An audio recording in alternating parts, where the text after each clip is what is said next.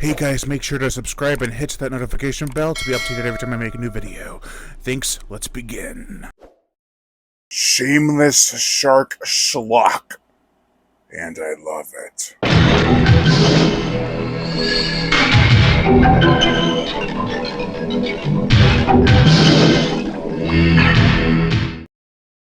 Cruel Jaws, aka Jaws 5.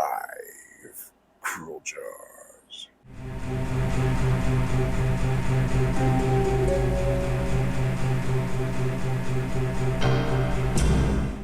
This is the 1995 creature feature directed by Bruno Mattei. It uses footage from The Last Shark, Deep Blood, and the first 3 Jaws films. Like, what the hell? Even Mattei didn't want to touch Jaws the Revenge.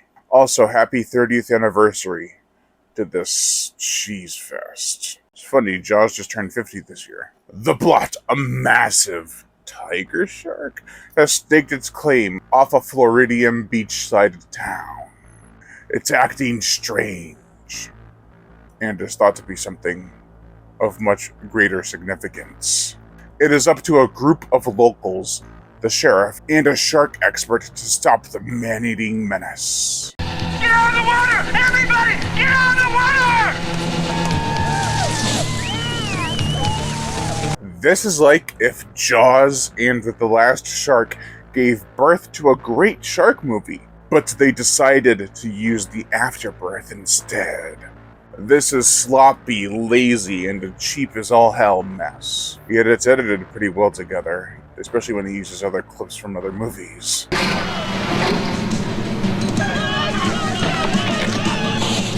But I would be generous if I said this film had more than I would guess a $50,000 budget. I'm sure the stock footage or stolen footage would have cost an arm and a leg, so they probably just didn't tell anyone. They were like, this movie sucks, even for our standards, so we're just gonna throw this footage in there and call it a day. Risky move. We've seen plenty of shark films that use actual shark footage to portray certain shots of the shark they couldn't get. But rarely have we seen a shark movie use footage from other shark movies. Usually when they do that, it's part of the same franchise. Case in point, Jaws the Revenge. When the boat is going down, you see the footage from the first movie. Not just Brody is saying, "Smile, you son of a bitch." Sean Brody getting his arm bitten off, but you see when the shark is sinking. That's the footage from the first film. Footage from Night Killer, as well as music from Curse to the Bite, were also used. It's an egregious pile of stolen content. Yet somehow, the summertime charm wears on you, and you actually begin to enjoy this hot mess as it goes along. You don't know what you're missing! The characters have cringeworthy dialogue with each other, as well as odd reactions to things. Overreactions, if you will. Bill Morrison, played by Greg Hood, is a marine biologist. He and his girlfriend are heading down to an aquarium to visit an old friend.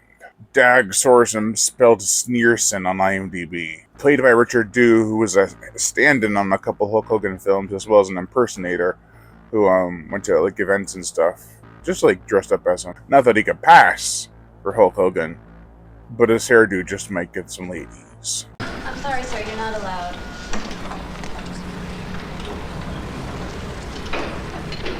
This guy, besides having a sad backstory where his wife died and daughter was made paralyzed by a car accident, doesn't do anything. All he does is shoot the shark a couple times with a shotgun, which is weird because they make him out to be this whaler in a previous time, and he never uses a damn harpoon. The Viking, they call him. He ain't no Viking. He is the one Bill comes to visit, as well as his son, so we'll get to them in a bit. Sheriff Francis Berger, played by David Luther, who was a pretty charismatic actor. He does whatever he could with the material he was given. He is obsessed with trying to play the cool sheriff. He even has cheesy cool music playing over his scene where he's leaving the police station. You are obsessed! Obsessed my ass! Samuel Lewis, played by George Barnes Jr., is a slime ball. He doesn't care about the shark, Dag, or the public safety.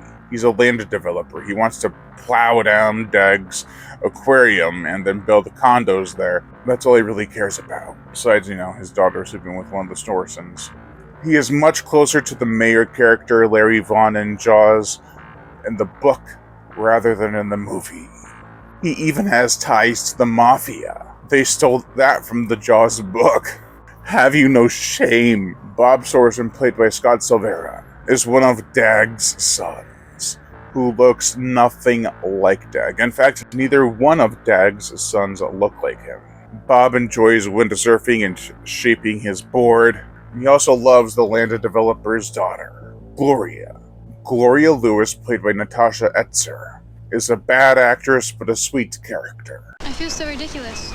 She wants to be with Bob despite it going against her father's wishes, and it becomes more of a Romeo and Juliet story out of nowhere. She's also nice to Dag's family in general. Ronnie Lewis, played by Carter Collins, is the biggest douchebag. He wants to be his father's best asset, but he's showboating all over the place. He knows he can get away with anything based on his father's position. Vanessa, played by Norma J. Nashim, is Billy's girlfriend. She's mostly there for eye candy and to cause Billy tons of stress. Nashim is a bad actress, but not as bad as Etzer. Both women act differently, though. Etzer is very monotone and underperforming, while Nashim is over the top and not in a fun way. Basically, bitch is annoying. Billy, I want you to find the tallest skyscraper you can and throw yourself off, and then go fuck yourself! Tommy, played by Jay Cooligan, who is probably the most energetic of the cast. There's even an interview with him on this Blu-ray. He is Ron's accomplice in his escapades. He's the right-hand monkey of the duo. He's also a jokester and plays tricks all the time. He even does one on Ron, which is kind of a bold move, I would say. They do seem to be friends and do get along, but they're still rotten people. What are you doing, belly dancing? I'm an artist. Michelangelo worked with stone. Van Gogh worked with canvas, and Glenda, played by Sky Palmer, who has a total bitch look on her face, is what you would get if you combined Etzer and Nashim's performances. She's got that monotone voice, but overacts the hell out of every scene she's in. Total scum, too. She's enough to make you hate her character. And then there's Susie Sorensen, played by Kristen Urso, who's the most child actor who doesn't talk like a child actress I've ever seen. No child would talk like she does. Her lines and delivery are weird. She tries to sound even younger than she already is, it seems. Daddy, does that mean that its daddy was a shark and its mommy was a tiger? Again, weird. There are too many plot lines and story threads that this film cannot conclude. Instead, it leaves a couple things blank. The abundance of characters, some I didn't even mention, really bogs this film down. Still, it does feel they were needed in minor or major parts. Mostly for their comeuppance or resolution. It's just some story beats are left wide open and we never got a sequel. Also, the day for night filter is really distracting. Still, the lighting in the so-called Snyder Cut is a bit more believable. Scenes that are supposed to be later in the day are actually later in the day, while the other cut of the film has a horrible night filter over it. For the gore, the effects, mangled bodies, chomped people, red water, it's not the film's footage. The effects are from other movies, so there's really no point in talking about them.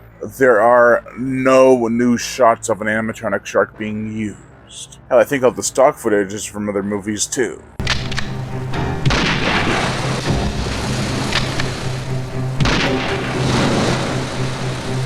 For the motion picture soundtrack, it's claimed to be done by a guy named Michael Moran, but that's either made up or a pseudonym. Because this composer, so-called name, has never done anything before or after. No, what you want to do is look up the Carlo Maria Cardillo score for Curse 2, The Bite. At least part of it. Also, they use the Star Wars theme in this film.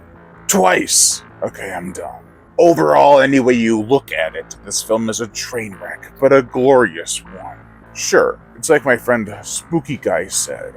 It's got that summertime feel. Probably the strongest out of any of these Italian shark films. But that, combined with the memorable cheesy dialogue, does not give it a pass in my book.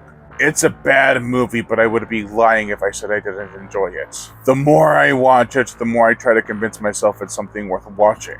I don't, but I usually stick around for that entire 90-minute runtime. 90-plus minute. I don't know what else to say besides those Italians know how to make some seriously watchable cheesy shark schlock. That's gonna do it for this video, guys. You have been watching Shark House Entertainment, and I have been your host, Brian Gatto. Make sure to like, comment, as well as share this video. Like my Facebook fan page, support me on Patreon. Also hit that notification bell to be notified every time I make a new video. And as always, subscribe. But I thought we were gonna go see the shark. Ronnie, shut up.